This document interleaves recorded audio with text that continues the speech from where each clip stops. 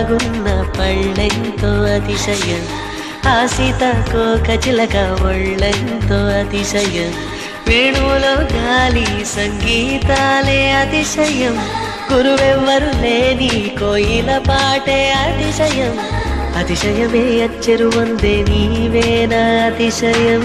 ఆగిరులు ఈతరులు ఏ ఝరులు లేనప్పుడు ముందున్న ప్రేమేగా అతిశయం.